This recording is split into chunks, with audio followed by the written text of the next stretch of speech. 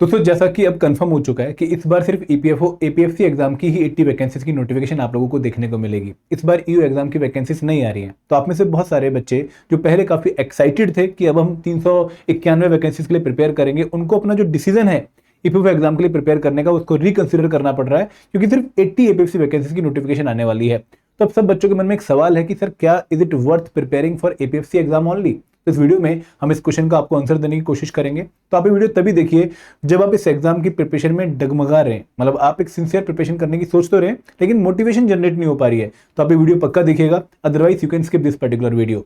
और आगे बढ़ने से पहले मैं आप लोगों से ये भी रिक्वेस्ट करूंगा कि अगर आप एपीएफसी एग्जाम की प्रिपरेशन के लिए एक अच्छा कोर्स ढूंढ रहे हैं और एडुटैप के कोर्सेज का एक डेमो लेना चाहते हैं ताकि आपको एक आइडिया लग जाए कि किस तरीके से हमने डिफरेंट कंपोनेंट के हर जो है टॉपिक को कवर किया है, तो आप हमारे डेमो कोर्स में एनरोल कर सकते हैं। ये कोर्स सिर्फ ₹1 में आपको प्रोवाइड हम कर रहे हैं और इसमें एनरोल करने के बाद हमारे मास्टर कोर्स का एक्सेस ले लेंगे फॉर 48 आवर्स, ताकि आप देख पाएंगे भाई हमने डिफरेंट कंपोनेंट्स को किस तरीके से किस डिलीवरेबल की मदद से कवर किया है। ठीक है, और इस डेमो कोर्स में एनरोल करने का जो लिंक है आपके वीडियो के डिस्क्रिप्शन में मिल जाएगा।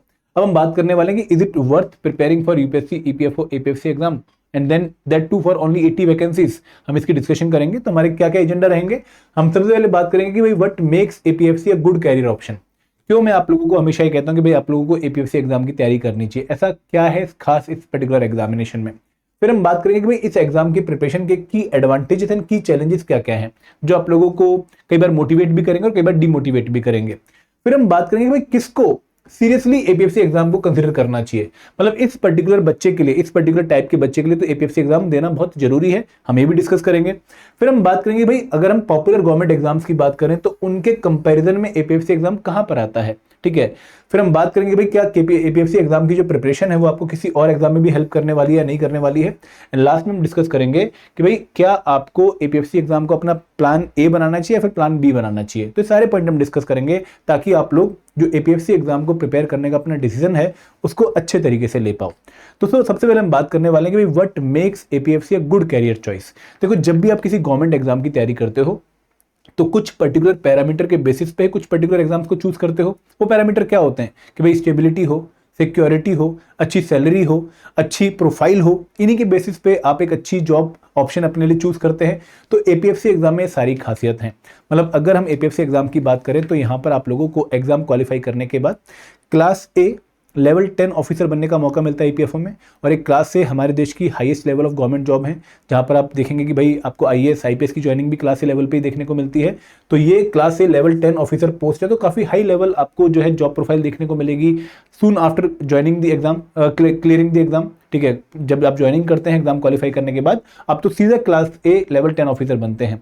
तो दूसरी बात क्या है कि भाई यहाँ पर आपकी जो सैलरी है, जो आपके पर्क्स हैं वो काफी अच्छे हैं। आप लोगों को सेंट्रल गवर्नमेंट एम्प्लॉय वाले सारे पर्क्स मिलते हैं, सारे अलाउंसेस मिलते हैं, और आपकी जो सैलरी है वो लेवल 10 के हिसाब से 7th पे कमीशन के।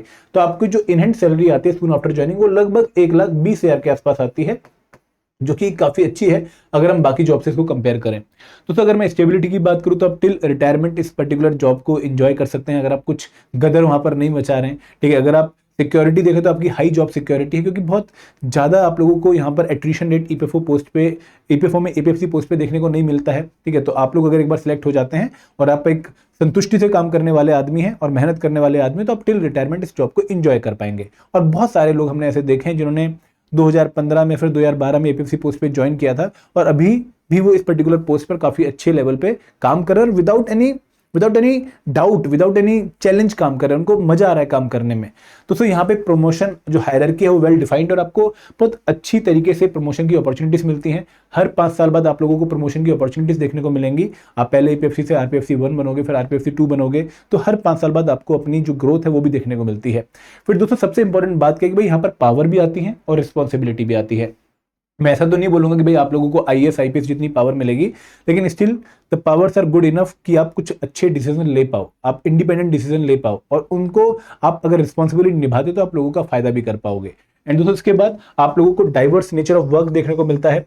आप लोग सिर्फ जो है अकाउंट्स क्लेम सेटल करने का काम नहीं करते हैं, आप इसके अलावा इंस्पेक्टर रोल भी प्ले करते हैं, आप रिकवरी ऑफिसर का भी रोल प्ले करते हैं, आप जो है एडमिनिस्ट्रेटिव रोल भी प्ले करते हैं। तो यहाँ पर आप लोगों को एक अच्छा ब्लेंड देखने को मिलेगा एडमिनिस्ट्रेटिव वर्क का और पब्लिक वेलफेयर का। आप एडमिनिस्ट्रेटिव वर्क भी संभालेंगे, जो आपकी डे टू डे मैनेजमेंट होती है एक पर्टिकुलर रीजनल ऑफिस की या फिर जोनल ऑफिस की, उसके साथ साथ आप लोग एक लोगों का जो भला करने वाला एस्पेक्ट है उसको भी कवर करेंगे। तो इसलिए आप लोगों को एपीएफसी एग्जाम एक अच्छी कैरियर ऑप्शन चॉइस देखने को मिलती है, क्योंकि यहाँ पे बहुत सारी ऐसी चीजें हैं जो आप लोगों को मोटिवेट करती है कि भाई हाँ, इस एग्जाम की तैयारी तू कर। इसके बाद दोस्तों, अगर मैं की एडवांटेज एंड चैलेंजेस की बात करूं, तो सबसे बड़ा एडवांटेज तो 2 स्टेज एग्जाम प्रोसेस है कि भाई यहाँ पर आपको एक रिक्रूटमेंट टेस्ट देना है और फिर सीधा इंटरव्यू देना, फिर आप ऑफिसर बन जाएंगे। यहाँ पर बीच में कोई इंटरमीडिएट स्टेज नहीं है। लेकिन चैलेंज क्या है? चैलेंज ये है कि भाई यहाँ पर कंपटीशन बहुत ज्यादा है, क्योंकि वैकेंसीज काफी कम है और नंबर ऑफ एप्लीकेंट बहुत हाई है।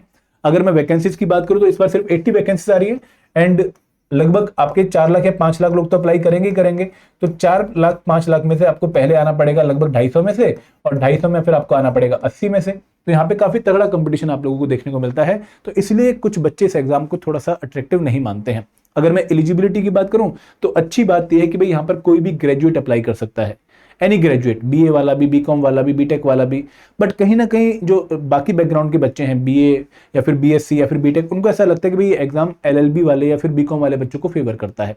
तो ये एक चैलेंज है जो बच्चों को एक बार अपने माइंड से निकालना पड़ेगा, बिकॉज मुझे ऐसा नहीं लगता कि इस पर्टिकुलर एग्जाम में किसी पर्टिकुलर बैकग्राउंड वाले बच्चे को एडवांटेज है। यहाँ पर हर एक बच्चे को एडवांटेज है। अगर आप बीए वाले हैं तो भी सिलेक्शन के चांसेस काफी हाई हैं, अगर आप बीटेक वाले हैं तो भी सिलेक्शन के चांसेस काफी हाई हैं।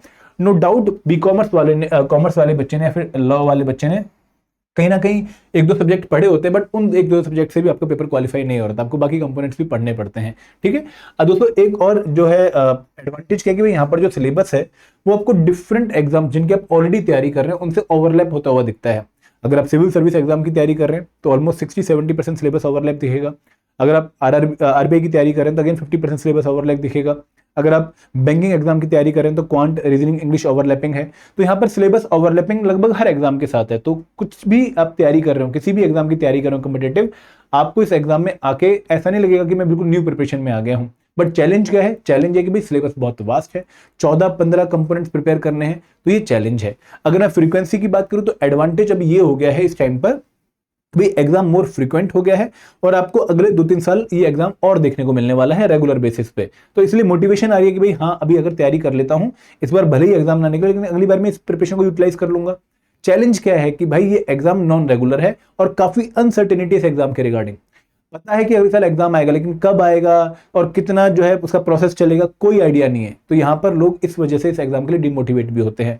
अगर मैं पोस्टिंग्स की बात करूं तो जो लोग ऑल ओवर इंडिया काम करने के लिए रेडी हैं उनके लिए तो बहुत अच्छी जॉब है।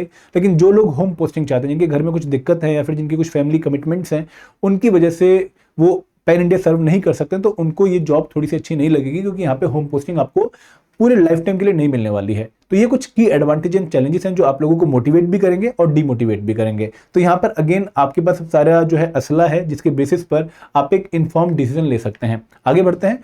अब बात करते हैं कि अगर हम इसको कंपेयर करें बाकी जॉब से तो ये कहाँ पर फेयर करेगा।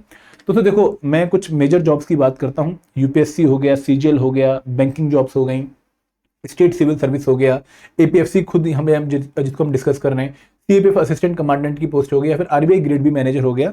इनको हम कुछ पैरामीटर पे चेक करते हैं। कौन से पैरामीटर हैं कि भाई सोशल स्टेटस क्या है इन पर्टिकुलर वैकेंसीज का या फिर इन पर्टिकुलर जॉब प्रोफाइल का, डिसीजन मेकिंग पावर कितनी आती है, ग्रॉस सैलरी आपकी कितनी होती है, जॉब सेटिस्फेक्शन कितनी रहेगी आपकी, ग्रोथ अपॉर्चुनिटीज कितनी है, प्रमोशन कितनी मिलेगी, क्या फॉरेन में पढ़ाई करने का मौका मिलेगा, पोस्टिंग्स कैसे मिलती हैं, प्रोफेशनलिज्म कितना है कि भाई क्या एग्जाम में करप्शन होती है नहीं होती है, रेगुलरिटी कितनी है, सिलेबस ओवरलैप कितना है जो आप एग्जाम कर रहे हैं प्रिपेयर उसके साथ। तो यहां पर अगर मैं बाकी एग्जाम्स के साथ कंपेयर करूं तो यूपीएससी सिविल सर्विस एग्जाम को छोड़ दो तो एपीएफसी बाकी कुछ एग्जाम से, सीजीएल एग्जाम से, बैंकिंग एग्जाम से, स्टेट सिविल सर्विस एग्जाम से, असिस्टेंट कमांडेंट एग्जाम से आपको बेटर ही देखने को मिलेगा, अच्छा सर्व करता है। क्योंकि यहाँ पर आप लोगों को बहुत सारी चीजों पे एक अच्छा टिक मार्क, एक अच्छा स्कोर देखने को मिलेगा।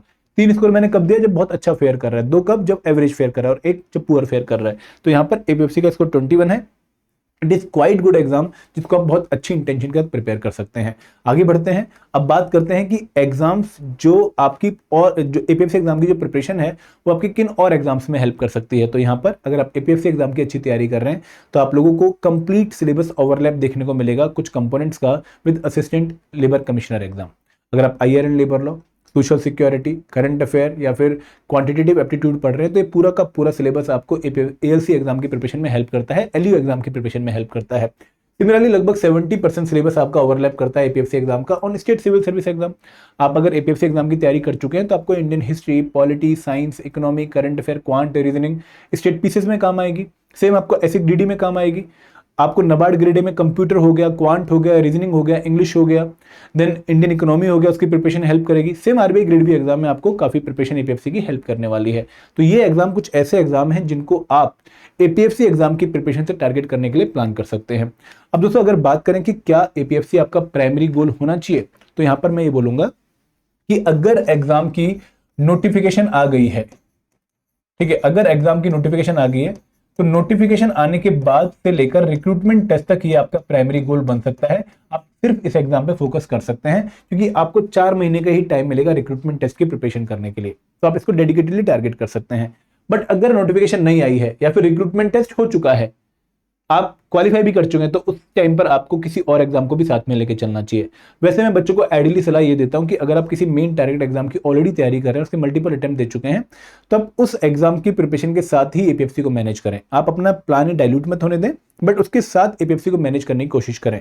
फॉर एग्जाम्पल अगर कोई बच्चा यूपीएससी सिविल सर्विस एग्जाम के 2-3 अटेम्प्ट दे चुका है, तो उसको सिविल सर्विस एग्जाम का अगला अटेम्प्ट भी देना चाहिए, लेकिन उस अटेम्प्ट की प्रिपरेशन के साथ उसको 2 घंटे एक्स्ट्रा निकाल के एपीएफसी एग्जाम को भी मैनेज करना चाहिए। मतलब उस केस में ये आपका प्लान बी होना चाहिए, ना कि प्लान ए, ठीक है। लेकिन अगर आप अभी ग्रेजुएट हो और आप भी अपने ग्रेजुएशन कंप्लीट करिए और आप सीधा एग्जाम की तैयारी में आ रहे हो, तो आप एक बार एपीएफसी एग्जाम की तैयारी कर सकते हो डेडिकेटेडली, ताकि आपकी फाउंडेशन बन जाए, आप एपीएफसी एग्जाम को दे भी पाओ और इस प्रिपरेशन को आप आगे कहीं यूटिलाइज भी कर पाओ, ठीक है। तो प्राइमरी गोल ये एग्जाम सिर्फ उन बच्चों के लिए होगा जो कि अभी ग्रेजुएशन के बाद इस एग्जाम को टारगेट करने के बारे में सोच रहे हैं। अदरवाइज अगर आप ऑलरेडी किसी एग्जाम की तैयारी कर रहे हो और आप उसके मल्टीपल अटेम्प्ट दे चुके हो, तो आपको उस एग्जाम की प्रिपरेशन के साथ इस एग्जाम को मैनेज करना चाहिए। This should be your plan B, not plan A, ठीक है। अब दोस्तों अगर आप इस एग्जाम की एक अच्छी प्रिपरेशन करने के बारे में सोच रहे हो, तो मैं आप लोगों से रिक्वेस्ट करूंगा कि आप सेल्फ स्टडी जो है बेस्ट मोड ऑफ प्रिपरेशन है, बट अगर आप कोर्स के थ्रू प्रिपेयर करना चाहते हो तो हमने आपके लिए डिफरेंट कोर्सेज लॉन्च कर रखे हैं, जहां पर 3 तरह के कोर्स हैं। पहला कोर्स है मास्टर कोर्स, जो कि एक ऐसा कोर्स है जो हमने बिगिनर के लिए जो है डिजाइन किया है, जहां पर आपको हर कंपोनेंट के लिए सॉल्यूशन मिलेगा। तो अगर आप एपीएफसी की कंप्लीट प्रिपरेशन एक ही जगह से करना चाहते हो तो you can enrol into the master course. लेकिन अगर आप यूपीएससी बैकग्राउंड के हो, आप स्पेशल सब्जेक्ट कोर्स ही प्रिपेयर करना चाहते हो कि भाई मुझे जीएस में कोई दिक्कत नहीं है, मैं अपना कंटेंट ऑलरेडी उसमें प्रिपेयर कर चुका हूं, लेकिन मुझे special components like accountancy, iron labour law, computer awareness, social security का सॉल्यूशन दे दो, तो यहाँ पर आपको उसका सॉल्यूशन मिलेगा। और तीसरा कोर्स है टेस्ट सीरीज, जो कि उन बच्चों के लिए जिन्होंने एक बार सिलेबस कंप्लीट कर लिया है और आप सिर्फ प्रैक्टिस करना चाहते हैं। तो अगर आप इन कोर्सेज में इंटरेस्टेड हैं तो आपको लिंक जो है वीडियो के डिस्क्रिप्शन में मिल जाएगा। तो this is all from my side. Thank you very much. जय हिंद, जय भारत।